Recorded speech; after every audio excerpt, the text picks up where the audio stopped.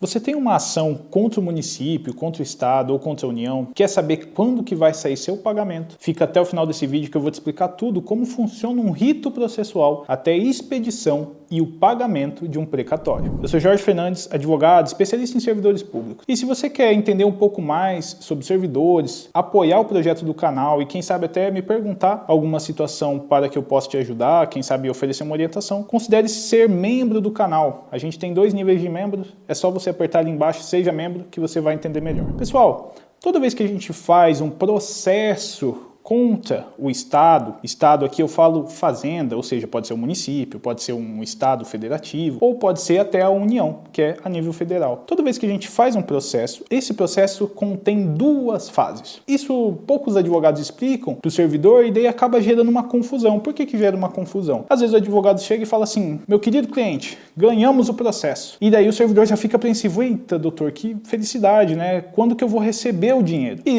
Bom, um advogado que não tem experiência com fazenda pública, ele não vai saber exatamente responder essa pergunta, porque ainda vai acontecer tantos eventos que às vezes o advogado joga uma expectativa no cliente que acaba demorando muito mais do que ele informou. Então, por exemplo, se a gente fala na iniciativa privada, um processo, o pagamento tende a sair rápido, porque existem meios de execução mais rápido. Já contra a fazenda, não. Contra a fazenda, a situação é bem diferente, depende de previsão orçamentária, inclusão no orçamento, disponibilidade daquele valor, para que o ente transfira esse pagamento para o servidor que ganhou a ação. Vamos começar então explicando a primeira fase de um processo. O processo ele começa naquela petição inicial, que o advogado informa que protocolou o seu processo, protocolou com a petição inicial. Durante esse trâmite da primeira fase, pode acontecer, na verdade, alguns eventos. Por exemplo, pode ter uma oitiva de testemunha, pode ter uma perícia e também a apresentação de documentos complementares, enfim, vai ter a contestação do município ou contestação do Estado, até que vai chegar o momento da sentença do juiz. Nessa sentença, o juiz pode dar procedente ou improcedente. Caso tenha um recurso sobre essa sentença, seja do seu advogado ou um recurso do município, do Estado, o próximo passo será a emissão de um acórdão pelo tribunal. A questão é, a fase de conhecimento, que é a primeira fase do processo, que a gente chama, ela só encerra quando é emitida uma certidão,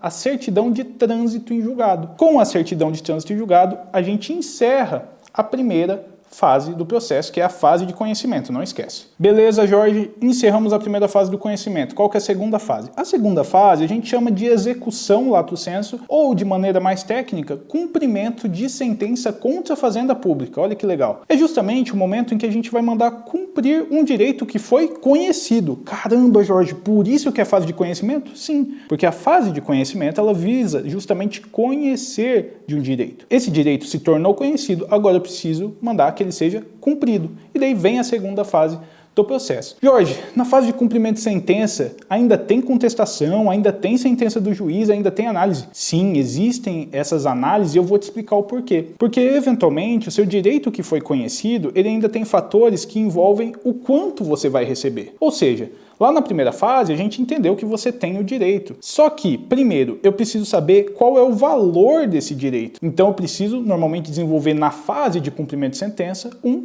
cálculo. E é nesse cálculo que gira os questionamentos, as divergências entre o seu advogado, entre a fazenda pública. Porque, normalmente, você vai fazer um cálculo e pedir um valor. Se a fazenda não concordar com o seu cálculo, ela vai contestar esse valor. E daí o juiz vai dar uma segunda sentença no seu processo, que é a sentença da fase de cumprimento de sentença ou execução.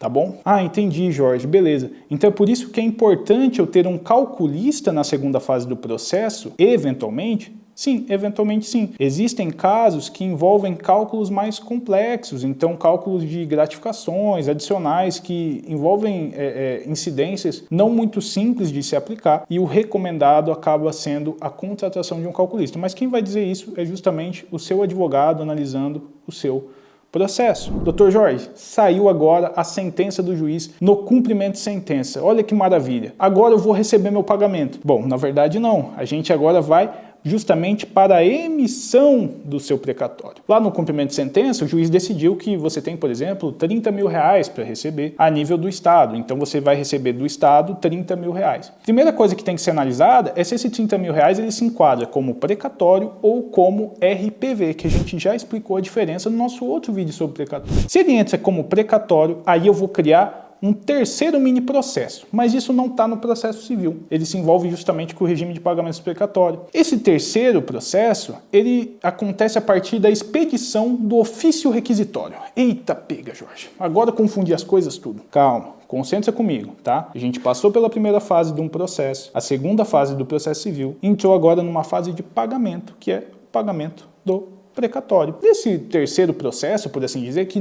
a maioria dos tribunais autua de fato um processo para esse pagamento, e eu vou te explicar o porquê, ele não tem muito o que ser discutido. A justificativa para autuar esse número de processos, além de fins de controle e tal, é porque você pode, por exemplo, pedir a superpreferência, que a gente explicou também, se você é idoso, é nesse momento que você vai falar, ó, a gente já ganhou o processo, tem um valor para receber, o juiz já mandou pagar, já mandou o ofício requisitório, mas eu quero pular a fila, porque o meu cliente é idoso. O meu cliente é idoso, ele tem superpreferência no recebimento. Então, é nesse processo que você informa, você junta documentos, ou se o seu cliente, por exemplo, ou você servidor tem uma doença grave, o seu advogado vai juntar essa informação nesse terceiro mini processo que é autuado. E também é normalmente nesse processo, em que é nessa fase, vamos dizer assim, que surge aquele interesse do cliente, a possibilidade de comercializar esse precatório. Se ele quiser vender, a maioria das comercializações de precatórios de venda, elas acontecem após a expedição do ofício requisitório, que é quando o precatório vira um título de crédito, de fato, para ser comercializado. Então, isso vai acontecer também nessa terceira fase do processo. Jorge,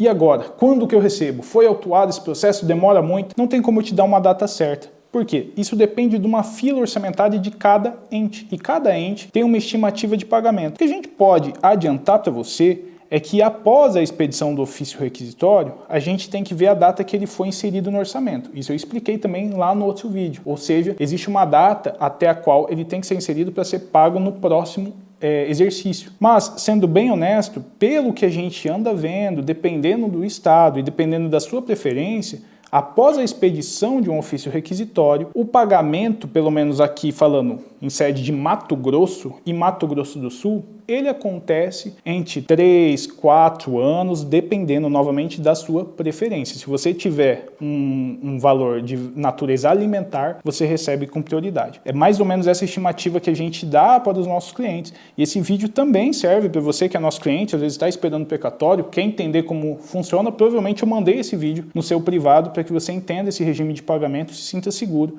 sobre o que está acontecendo. Só mais um adendo. Sobre essa última fase também da autuação do precatório, é interessante a gente mencionar que dependendo do ente, ele pode ter interesse em fazer acordo com o servidor público que tem esse valor para receber. Então ele pode chamar por edital servidores que tenham esses valores pedidos, esses ofícios requisitórios de precatórios pedidos para realizar um acordo e pagar mais rápido. Então ele pede um desconto, ele fala para o servidor, ó, servidor, me dá 20% de desconto que a gente já vai fazer a transferência aí em 60 dias para você, 30 dias para você e vai quitar esse precatório. E daí fica do servidor, enfim, do advogado dele analisar se é viável, se demoraria muito, né? Isso daí envolve mais aspectos de fato, mas é importante você saber disso. Bom, pessoal, o vídeo de hoje era esse. Se você tiver alguma dúvida, algum comentário a fazer sobre questões de precatório, usa aqui o espaço dos comentários. Se você tem uma dúvida mais qualificada, quer às vezes comentar um caso seu, recomendo que você acesse a nossa área de membros no plano básico para que justamente eu consiga te dar um atendimento mais personalizado ali nos comentários. Os membros têm prioridade de resposta, prioridade de atenção no canal. Então, se você tem uma pergunta dessa natureza, recomendo que você acesse a área de membros. Se você gostou do vídeo, deixe seu like, considere se inscrever no canal